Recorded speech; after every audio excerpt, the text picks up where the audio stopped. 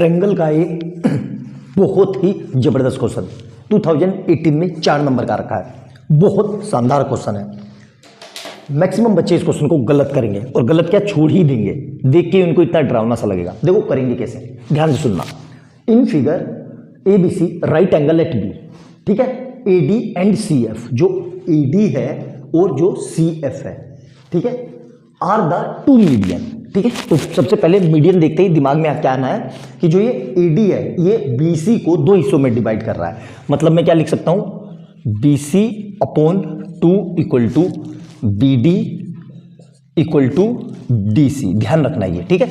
और दूसरा क्या कर रहा है, AE AB, तो मैं क्या लिख रहा हूं, AB upon 2 equal to EB equal to EA, ठीक है। ध्यान रखना मीडियन क्या करता है, 2 हिस्सों में डिवाइड करता है, ये याद रखा है। इसको मैं नाम नहीं लिख रहा हूं, बस कोने में लिख दिया। From the A and C if AC और AD। अब देखो हमें 3 राइट एंगल ट्रायंगल दिख रहे हैं, मैं आपको दिखा देता हूं।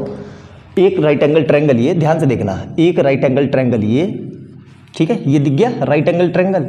और एक राइट एंगल ट्रायंगल ये रहा, देखो ये वाला, ये ABC, ये वाला पूरा है ना, ये और ये वाला पूरा है ना, ये वाला।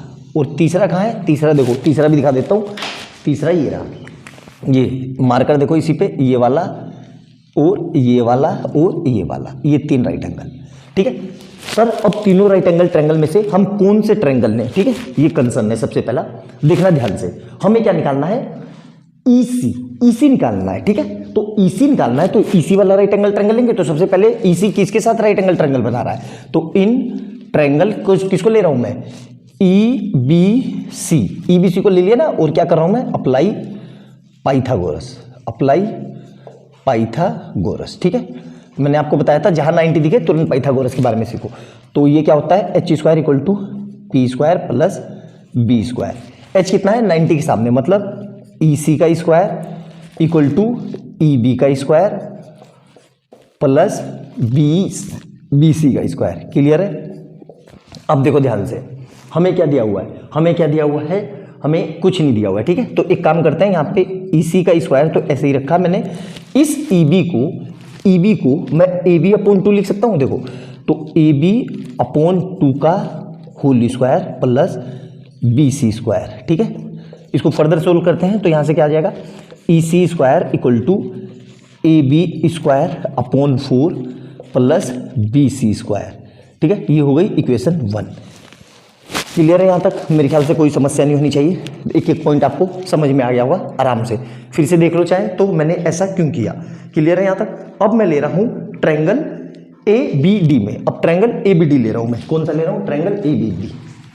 इन ट्रायंगल ABD, सर मैंने ABD ही क्यों लिया, मैंने ABC क्यों नहीं लिया। देखो ABD मैंने इसलिए लिया क्योंकि मुझे AD दिया हुआ है।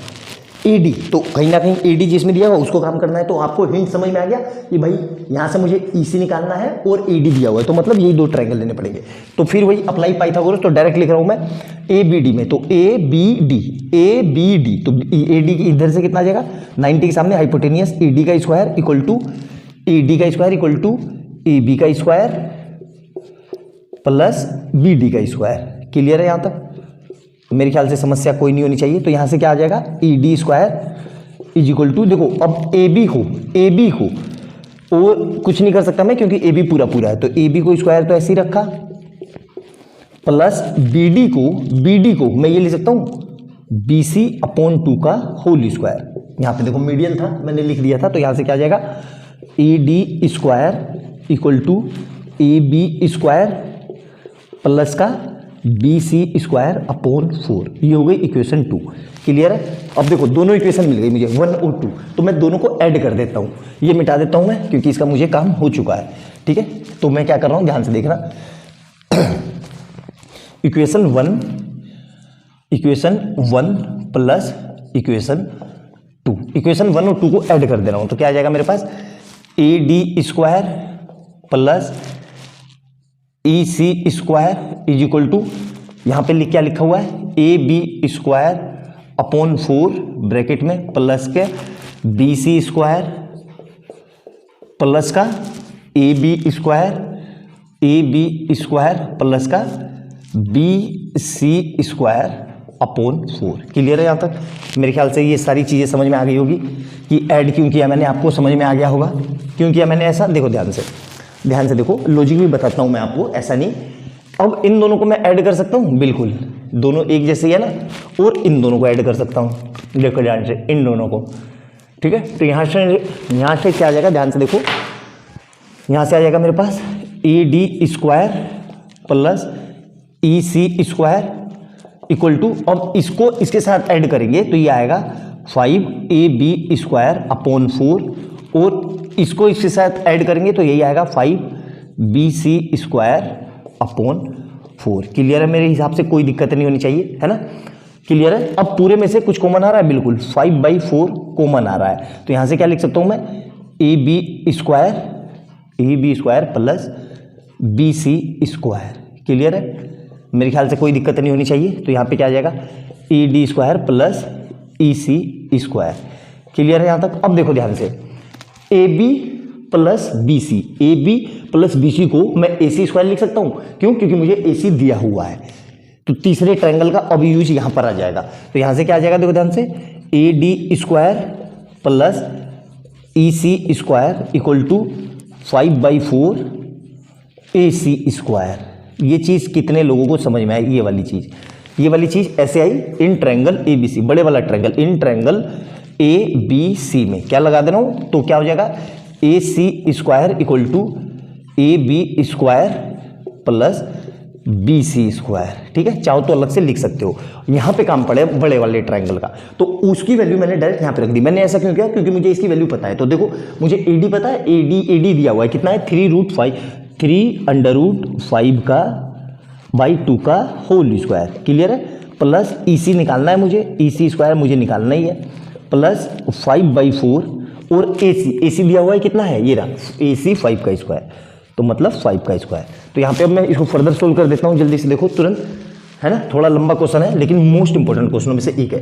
तो यहाँ से कितना आ जाएगा, देखो 3 3 9 और √5 का स्क्वायर करेंगे तो 5, तो मतलब 45/4 plus E C square equal to, यहाँ से क्या आएगा, देखो ध्यान से, 5 पंजे 25 और 25 के बाहर कितना है, 125, तो 124/4।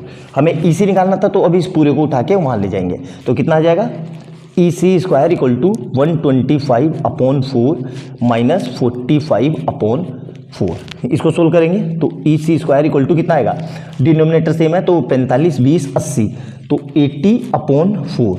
ये इसे कट गया पूरा कितनी बारी में, 20 टाइम में, तो यहाँ से कितना आ जाएगा, ई सी इक्वल टू √20। अब √20 आपको पता होना चाहिए, ये होता है 2√5 सेंटीमीटर। सोल्व कर लेना, ठीक है, मुझे आ गया। क्लियर है यहाँ तक? तो इस तरीके से देखो मैंने कैसे ईसी की लेंथ निकाल ली। सिंपल सा क्वेश्चन था, है ना, बहुत ही प्यारा क्वेश्चन था।